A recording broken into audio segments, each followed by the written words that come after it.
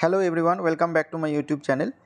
তো চলুন আজকে লেটেস্ট যেটা ট্রেন্ডিং চলছে সেটা নিয়ে একটু ডিসকাস করা যাক। মানে ইরান ইসরায়েলের যে ওয়ার মানে অলরেডি স্টার্ট হয়ে গিয়েছে সেইটা নিয়ে একটু ডিসকাস করা যাক। স্টার্ট হয়ে গিয়েছে কেন বললাম না, ইরান মানে 300টা মতো ড্রোন এবং মিসাইল অ্যাটাক করেছে ইসরায়েলের উপর। তো সেই কারণে কিন্তু টেনশনটা আরও বেড়েছে। তো এখানে দেখুন একটা রিসার্চ রিপোর্টে ডিটেলে বলেছে, সেটা একটু ডিসকাস করে নিই। তো এখানে দেখুন নিচের দিকটায় যে প্যারাটায় সেটা লেখা আছে small correction in market is expected. সেটা আমিও মনে করছি যে স্মল কারেকশন হয়তো মার্কেটে হবে, unless there is some other action this evening by Israel or Iran according to market expert. তো এইটা মনে করছে যে যদি কোনো কিছু আর না ঘটে, মানে আনএক্সপেক্টেড কিছু, তাহলে কিন্তু একটা স্মল কারেকশন এক্সপেক্টেড রয়েছে।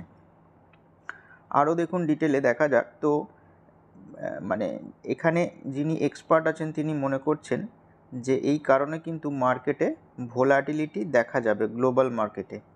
আর ইনভেস্টাররা এই সিচুয়েশনটা ক্লোজলি মনিটর করছে এবং গ্রোয়িং কনসার্নের উপর কিন্তু মানে যেটা ওয়ারের যেটা মানে কনসার্ন আছে তার উপর কিন্তু দৃষ্টি দিচ্ছে ইনভেস্টাররা।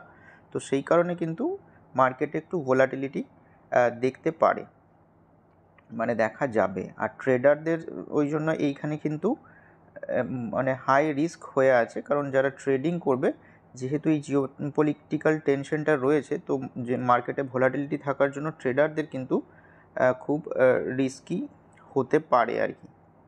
তো সেটাই এখানে বলা হয়েছে। আর এই যে ফিয়ারটা, সেইটা টেনশনটা মানে মেনলি প্যানিক সেলিংয়ের দিকে কিন্তু ট্রিগার করতে পারে, সেটাই এখানে ডিটেলে বলা হয়েছে। তো বিভিন্ন অ্যাসেট ক্লাসে কিন্তু সেলিং আসতে পারে। কারণ কি? কারণ ইনভেস্টাররা রিস্কটাকে মিটিগেট করার মানে চেষ্টা করবে, সেই কারণে কিন্তু একটা সেল অফ মার্কেটে আসতে পারে। আর যদি আরও ডিটেলে দেখেন তো স্টক মার্কেট দেখবেন যে অলরেডি আন্ডার প্রেশারে আছে। কারণ কি? কারণ হচ্ছে ফেডারেল রিজার্ভের তরফ থেকে যে রেট কাটের কথা বলা হয়েছিল আসবে, সেইটা কিন্তু ইনফ্লেশনের কারণে কিন্তু রেট কাটটা খুব তাড়াতাড়ি বা জুনের দিকেই আসবার কিন্তু আশাটা ফেড হয়ে যাচ্ছে। সেই কারণে কিন্তু অলরেডি স্টক মার্কেট একটু প্রেশারে আছে। আর তাছাড়া তার উপরেও আবার এই ইসরায়েল এবং ইরানের ওয়ার কিন্তু আরও প্রেশার বাড়াবে। আর এই যে ক্রুড অয়েল যেটা মানে আছে, সেটার কিন্তু এখন $92 কাছাকাছি চলছে। যদি এই কনফ্লিক্টটা আরও বাড়ে তাহলে কিন্তু $100 পার ব্যারেল দাম হতে পারে। আর এই ক্রুড অয়েলের প্রাইস যদি বাড়ে তাহলে আমাদের ইন্ডিয়ান স্টক মার্কেটে যেগুলো মানে যেটার আর কি ইনটেক যে সমস্ত স্টকের ক্ষেত্রে হয়, সেগুলো কিন্তু ভালো রকম প্রেশারে থাকবে। মেইনলি পেইন্ট সেক্টরের স্টকের উপর কিন্তু প্রেশার দেখা যাবে, কারণ কাঁচা মাল হিসেবে ক্রুড অয়েল কিন্তু ব্যবহার করা হয় পেইন্ট সেক্টরের স্টকগুলোতে।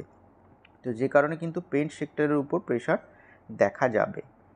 আর এখানে আরও বলা হয়েছে যে following the Iran action over the weekend, Gulf and Israeli stock market showed marginal decline to flat trading. মানে ইসরায়েলি মার্কেট কিন্তু মোটামুটি ফ্ল্যাট বা মার্জিনাল ডিক্লাইনে কিন্তু পারফর্ম করছে।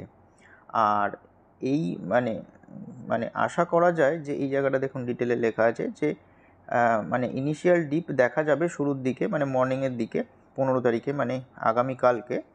কিন্তু আবার দেখবেন এই জায়গায় একটা আসার কথা লেখা আছে, there may be some buying activity in stocks. মানে পরের দিকে কিন্তু বাইং অ্যাক্টিভিটি দেখা যেতে পারে যদি আরও এদের মধ্যে কনফ্লিক্টটা ওয়ার্সেন না হয়, মানে আরও খারাপের দিকে না যায়।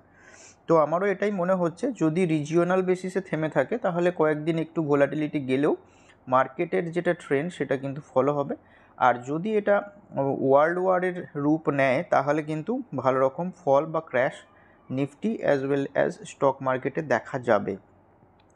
আর অবশ্যই ইনভেস্টারদের ক্ষেত্রে এক্ষেত্রে চাপের কিছু নেই। তার কারণ হচ্ছে যে এই ওয়ারটা চিরকালব্যাপী চলবে না। টেনশন একটু হলেই, মানে মোটামুটি নর্মালাইজ হলেও কিন্তু মার্কেট আবার ঠিকঠাক লেভেলে দিকেই এগোবে। তো ইনভেস্টারদের ক্ষেত্রে কিন্তু একটা সুযোগ এই কারেকশনগুলো, ছোট ছোট কারেকশনগুলো। তার মানে এটাই নয় যে গেলেন, যেদিন কারেক্ট হলো সেদিন অনেকটা বাই করে নিলেন, সেরকম ব্যাপারটা নয়। একটু দেখবেন, অ্যানালাইজ করে নিজের মতো কাজকর্ম করবেন।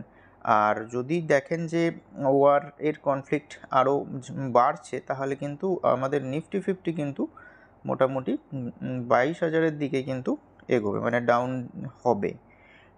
তো দেখা যাক, কনফ্লিক্ট যদি জোরালো হয় তাহলে কিন্তু স্টক মার্কেটে ক্র্যাশ আসবে। আর ইনভেস্টরদের জন্য এটা সবসময় অপরচুনিটি, ট্রেডারদের ক্ষেত্রে একটু রিস্ক রয়েই যাচ্ছে। তো দেখা যাক নেক্সট ডেতে কেমন কি পারফরমেন্স হয়। আর হ্যাঁ, যদি এই ভিডিওটা ভালো লেগে থাকে তাহলে অবশ্যই লাইক করবেন। আর যদি আরও এরকম ইনফরমেটিভ ভিডিও পেতে চান তাহলে চ্যানেলটিকে সাবস্ক্রাইব করে রাখুন।